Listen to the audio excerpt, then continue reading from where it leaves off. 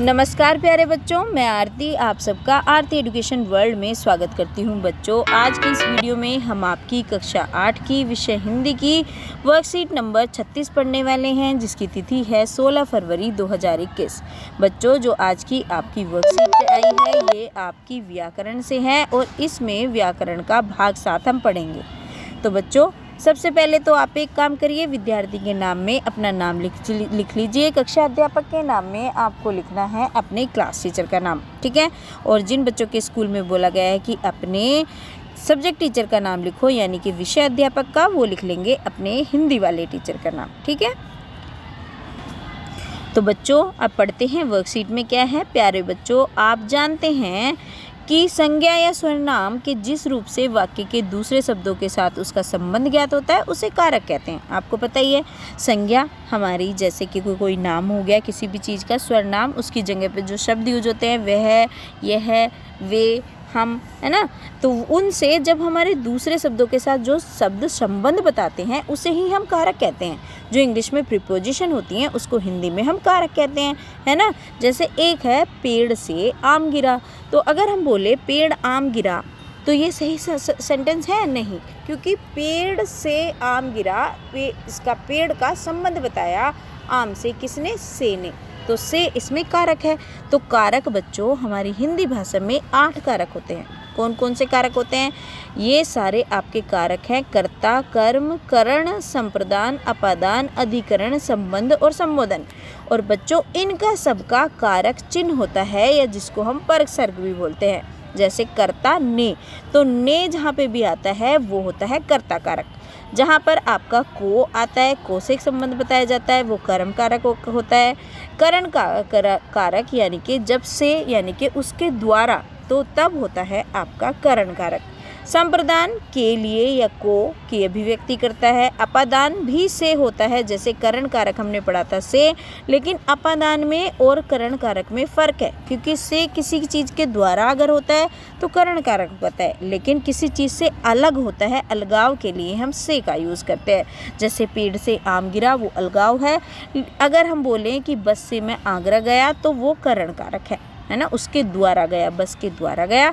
और पेड़ से आम गिरा ये अलग हो गया, तो ये अपादान। अधिकरण कारक जहाँ पे में और पर की अभिव्यक्ति होती है वहाँ पे अधिकरण कारक। संबंध कारक हमारा तब आता है कि का, के, की से हम संबंध स्थापित करते हैं। संबोधन, जब हम किसी को बोले हे, अरे, तो ये होता है हमारा संबोधन कारक, ठीक है। चलिए, अब ये हमने कारक समझ लिए। और बच्चों, हाँ, एक चीज़ जो बहुत इंपॉर्टेंट, ये जो कारक है ना, आपकी हिंदी जब तक भी रहेगी ना आपके पास, चाहे आप 10th में रहें, 12th में रहें, 9th में, किसी भी क्लास में जब तक भी आपको हिंदी पढ़नी है, ये कारक का बहुत इंपॉर्टेंट रोल होता है, बहुत ही महत्वपूर्ण ये आपका रोल प्ले करते हैं। तो आपको ये अच्छे से रट लेने हैं। जब हम छोटे थे ना, हमने भी रट लिए थे, कर्ता ने, कर्म को, करण से, संप्रदान के लिए को, अपादान से, अधिकरण में पर, संबंध काके की, संबोधन हे, अरे। इस तरीके से आपको ये बिल्कुल ये समझ लीजिए घोट के पीना है, तभी आपका फ़ायदा होगा, है ना। और आप अच्छे बच्चे हैं, सब कर लेंगे, मैं जानती हूँ। चलिए, तो अब हमने कारक तो पढ़ लिए कि कारक हमारे 8 तरीके के होते हैं, उनके सब सारे हमने चिन्ह भी कर पढ़ लिए। अब हमें करनी है ये एक्सरसाइज। निम्नलिखित वाक्यों में रेखांकित शब्द में कौन सा कारक है? तो यहाँ पे एक रेखांकित शब्द दिए हुए हैं, उनमें हमें कारक ढूंढना है कौन सा है। तो चलिए कर लेते हैं। श्याम की पत्नी मेरी बहन है, तो श्याम की पत्नी, श्याम से पत्नी का संबंध बता रहे हैं, श्याम की पत्नी, तो ये कौन सा कारक हो गया मेरे बच्चों? ये हो गया आपका संबंध कारक, ठीक है। तो आप इसमें लिख देंगे संबंध कारक, ये आपका संबंध कारक हो गया। अब देखते हैं दूसरा क्या कारक है। दूसरा है वह आगरा से बस गया, बस से गया, तो आगरा से का पूछा है, तो आगरा से मतलब बस के द्वारा गया ना, तो क्या हुआ इसमें आपका आएगा आगरा से अलग हुआ, बस से गया। तो अगर आगरा से पूछा गया, आगरा से, तो बस से, तो ये क्या आएगा? तो इसमें आएगा आपका करण कारक, ठीक है। तो इसको आप कर लेंगे करण कारक, ठीक है। ये हो गया आपका। अरे तुमने ये गिलास तोड़ दिया, तो हम संबोधन में करते हैं ना हे, अरे, तो अरे संबोधित कर रहे हैं उसको, अरे तुमने, तो संबोधन करने के लिए क्या लगा देंगे? हम लगा देंगे संबोधन कारक, तो हमारा जो ये है तीसरा वाला, इसका आंसर क्या हो जाएगा? संबोधन कारक। ठीक है बच्चों, अब आ जाते हैं घा। घा का आंसर क्या होगा देखते हैं। तो घा में हमारा पूछा गया है सीता ने सुंदर गीत गाया। तो जहाँ भी ने आता है, ने में क्या यूज़ करते हैं हम? ने में हमेशा हमारा कर्ता ने, पहला वाला ही। तो हमारा जो घा है उसमें आ जाएगा कर्ता कारक। ठीक है, उसमें हम लिख देंगे कर्ता कारक। हो गया। डे, पेड़ से फल गिरते हैं। अब ये पेड़ से अलग हो रहा है कोई चीज़, तो जब अलग होती है कोई चीज़ तो हम क्या करते हैं बच्चों? हम करते हैं अपादान कारक लगाते हैं। तो जो डे है आपका, उसमें आपका हो जाएगा अपादान कारक। ठीक है, तो हम लिख देंगे अपादान कारक। ये पांचवा हो गया। तो हो गए हमारे सारे। चलिए अब आगे चलते हैं दूसरे प्रश्न की तरफ। दूसरा प्रश्न है रिक्त स्थानों की पूर्ति उचित परसर्ग कारक की चिन्ह द्वारा कीजिए। तो सही हमें चिन्ह लगाना है, कौन सा आएगा? माँ ने सौरभ बहुत डांटा।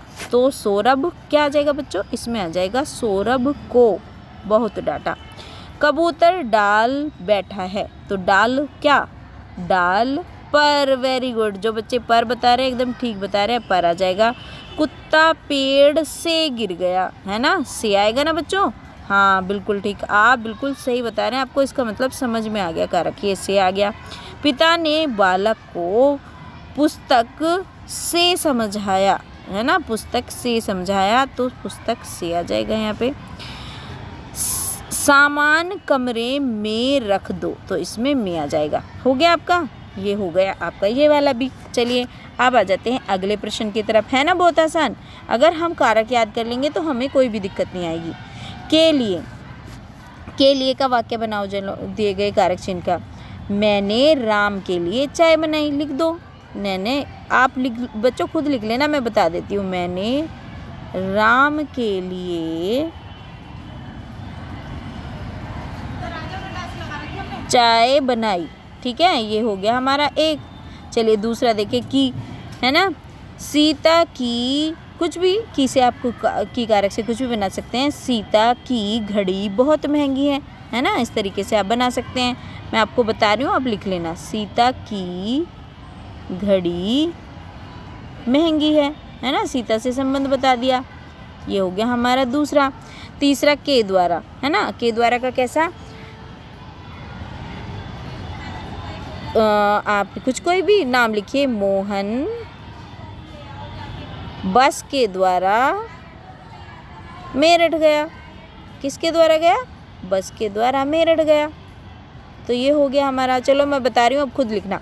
को, राम ने, यार राम क्यों, हम हर जगह राम का ही नाम ले लेते हैं, कुछ और ले लीजिए। सुल्तान ने प्रजा को आदेश दिया, है ना? वह मालिक, इसका से क्या बनाएंगे? वह अपने मालिक से डरता है ना?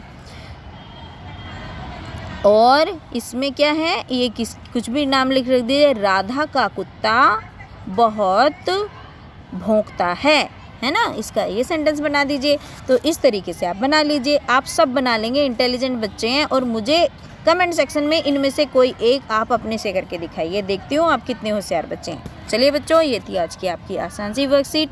आशा करती हूँ आपको पसंद आई होगी। अगर बच्चों आपको मेरा पढ़ाया हुआ अच्छा लगता है, समझ में आता है, तो प्लीज़ लाइक करें, कमेंट करें, शेयर करें और सब्सक्राइब करें। धन्यवाद बच्चों, आपका दिन शुभ हो।